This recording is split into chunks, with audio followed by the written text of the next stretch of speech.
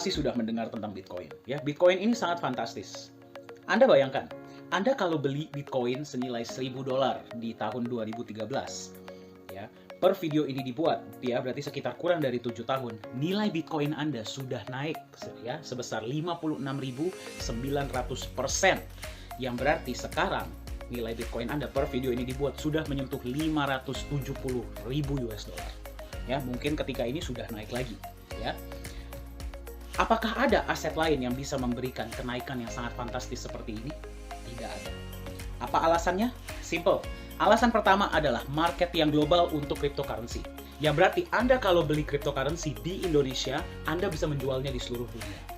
Yang berarti marketnya terbuka 24 jam, 7 hari seminggu. Market yang sangat besar. Dan alasan kedua adalah jumlahnya terbatas.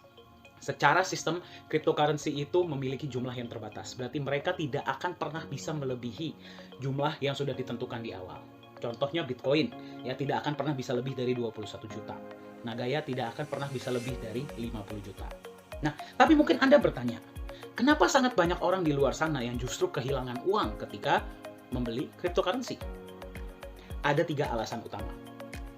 Alasan pertama adalah volatilitas yang sangat tinggi. Hal ini disebabkan tidak adanya backup ya di cryptocurrency yang berarti harganya sepenuhnya diatur oleh demand dan supply. Mari kita lihat contoh Bitcoin kembali ya. Ini adalah contoh dari tanggal 1 Januari sampai 15 Januari 2021. Ya, jadi mari kita jangan hanya melihat kenaikannya tapi kita juga melihat volatilitasnya. Ya.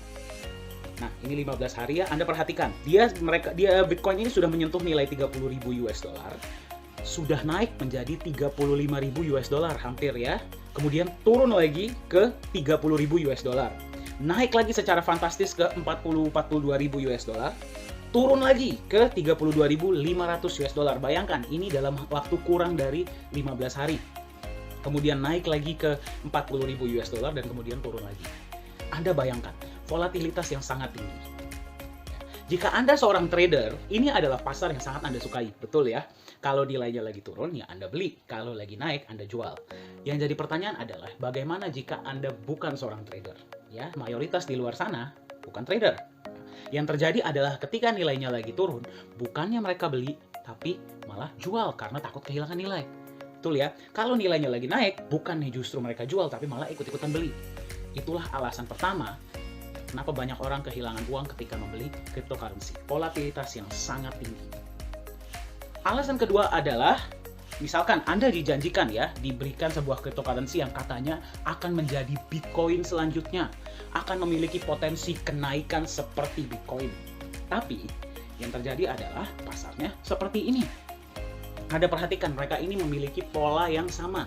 Mereka masuk ke market, nilainya sempat naik ya, terus kemudian turun lagi dan kemudian tidak bisa naik.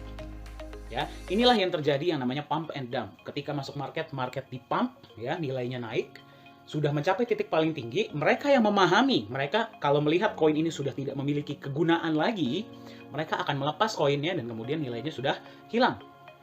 Ya, yang paling banyak mengalami kerugian adalah mereka yang membeli terakhir. Setuju?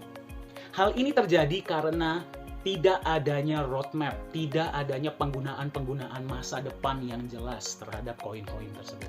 Itulah mengapa mereka kehilangan nilai mereka dalam jangka panjang. Alasan ketiga, sangat banyak scam. Ya, mungkin Anda sudah pernah mendengar ya pola-pola yang Anda membeli berapa terus bisa mendapatkan misalkan 1, 2, 3% per hari atau berapa persen per hari ya. Terus Anda kalau mengajak teman Anda, nilai bonus Anda jauh lebih besar. Tetapi apa yang terjadi? Anda diberikan koin mereka, bukan dalam bentuk US dollar, tapi dalam bentuk koinnya. Anda bayangkan, kalau nilai koin mereka naik, ya Anda untung. Bagaimana kalau nilai koin mereka seperti tadi? Ujung-ujungnya tidak ada nilai. Ingat, Anda kalau mendapatkan koin mereka, untuk mencairkan menjadi rupiah, Anda harus menjualnya kembali ke market. Siapa yang ingin membeli kalau nilainya sudah jatuh? Betul ya? Terus kemudian, sering juga terjadi, tidak lama kemudian websitenya tidak bisa dibuka. Anda mau komplain ke siapa? Anda tidak kenal ownernya, tidak kenal perusahaannya, tidak ada customer service, dan sebagainya. Ujung-ujungnya uangnya hilang. Ini sangat banyak terjadi. Alasannya karena animo atau antusiasme terhadap cryptocurrency ini sedang sangat tinggi.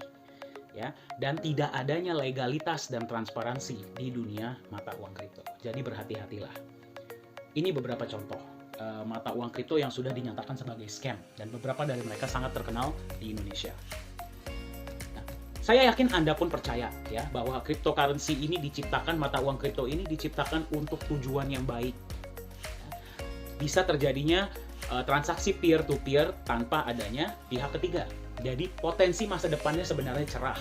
Namun, agar mereka cryptocurrency ini bisa memiliki potensi masa depan yang jauh lebih baik, kita harus mencari solusi untuk ketiga tantangan ini, betul?